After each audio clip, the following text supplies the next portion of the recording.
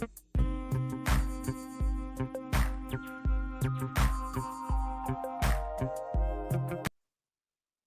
right, today is Monday, March 20th, 2023. The markets are opening higher here this morning after futures showed a decline into the red a few hours ago.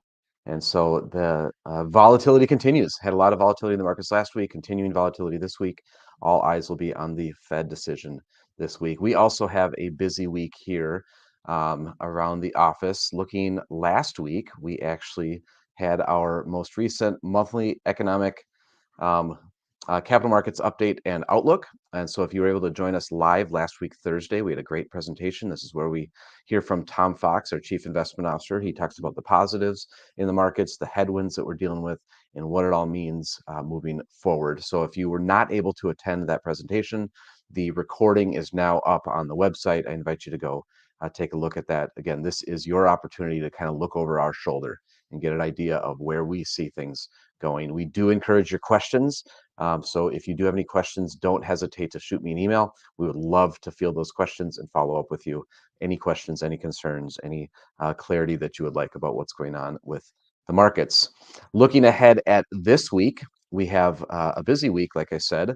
First, this Wednesday, we have our next Client Appreciation Event Series. This is a presentation that we've been able to put together with 4 top market experts. So the title of the presentation is 2023 Market Outlook, What's Happening and the Potential Impact for Investors. This is an exclusive economic and market update. We have been able to put together Stephen Dover, Chief Market Strategist from Franklin Templeton. We also have Tally Ledger, Senior Equity Strategist at Invesco, and then Brian Jordan, Deputy Chief Economist at Nationwide, and Carly Matson, the Director of Multi-Asset Strategies at BlackRock. So all 4 of them are going to be joining us on Wednesday. You have 2 opportunities to join us, both of which are posted on our website, investwithccg.com.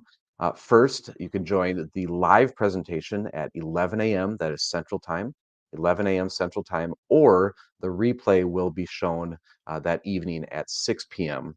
Again, Central Time. So both of those are on Wednesday. So links are at the website. If you have any interest, I encourage you to go drop your name and email in there. You'll get a little reminder email with links and instructions for joining that presentation. Then on Thursday, we have our monthly Capital Classroom Education Series presentation. This month, we're talking about how tax planning changes through 4 stages of retirement. If you are near retirement, in retirement, been in retirement for a while, this presentation is for you. What I've found over 20 years, actually, so 2023 marks 20 years of me doing this, I found that retirees often don't understand how taxes work in retirement, but you're all keenly concerned about the size of your tax bill each year. So what I do in this presentation is I go through what's involved in creating a retirement tax strategy. So again, links are at the website. Go RCP. That will be 11 a.m. Thursday morning, and then the replay will be available on the website sometime after that. All right, with that, I'm going to go ahead and roll today's intro, and then we'll take a look at what happened in the markets last week. Life is too short to worry about what the next headline could do to your life savings. Hi, my name is Eric Hagan, and I keep my thumb on the pulse of the economy and the markets so my clients can focus on the things that are actually important to them. Thank you for joining me the next few minutes on today's weekly economic video update.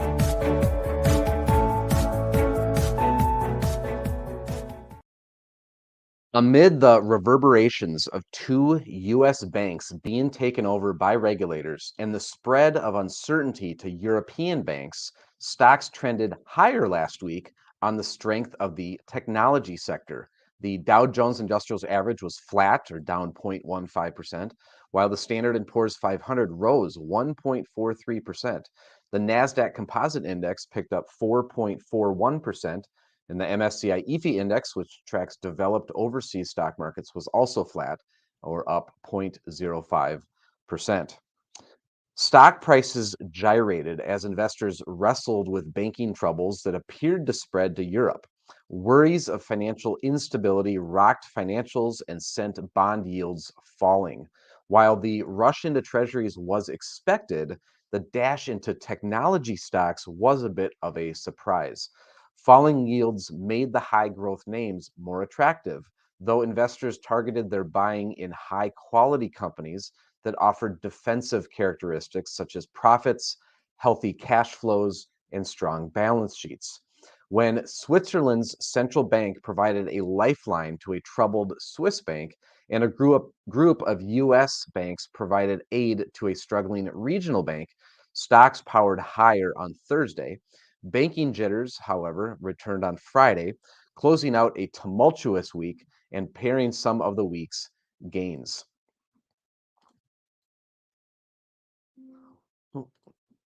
Less than 2 weeks ago, Fed Chair Jerome Powell testified interest rates might have to be hiked higher and faster. Since then, two U.S. banks were placed in receivership, sparking worries of financial instability and changing the market's outlook on future rate hikes. The question now is if the Fed will hike short-term rates at all. By Thursday, traders saw an 18.1% probability of no rate increase in the March Fed meeting, which occurs this Wednesday. Just a week ago, it was a 0% chance. Traders also see a 0% chance of a 50 basis point rate increase in March. A week earlier, there was a 68.3% probability. Where the market previously saw little likelihood of a rate cut this year, the probability of a rate cut by July was 63.7% by Thursday. As always, we will keep our finger on the pulse of what's happening in the markets and the economy, and we will automatically update your portfolio as we feel are in your best interest, and that being your managed portfolio. If we are not managing your life savings for you, I invite you to learn about our personalized approach at www.smartmixportfolios.com. All right, that takes us to the end of today's weekly video update. Thank you for sticking around. I do have another riddle for you. Remember, if you're the first person to post the correct answer down below this video, whether you are watching on Facebook or LinkedIn or YouTube, we will send you a gift card for coffee on us. All right, another one. It's a little bit longer, kind of like last week. So let's bring it up here on the screen. All right, so 5 girls took part in a bicycle race. Barbara finished before Vicky, but behind Susan. Katerina finished before Sarah, but behind Vicky. In what order did they finish? Again, be the first person to post the correct answer down below this video, whether you're watching on Facebook, YouTube, or LinkedIn, and we will send you a gift card for coffee on us. If you'd like the answers to previous week's riddles, you may visit our website /riddles to find those out as well. And then lastly, later on today, around 3 o'clock Central Time, I will be sending out our full economic update for the week. If you're not getting this email and you would like it, you may subscribe to that email at www.investwithccg.com. Hey, this is Eric again. That's it for today. Don't forget to subscribe before you leave. Here at Capital Consulting Group, we provide personal wealth planning and fiduciary investment management solutions for individuals, couples, and families. To learn how to see your entire financial situation, both today as well as every year into the future, go to clearfinancialfuture.com and watch the short 2-minute video. To learn how we give our clients' life savings the attention it deserves and to see how we're doing, visit smartmixportfolios.com. And lastly, if you'd like help investing your 401k at work, visit me over at 401kinvestmentpros.com. Thank you again for your time today. I'll look for you next week.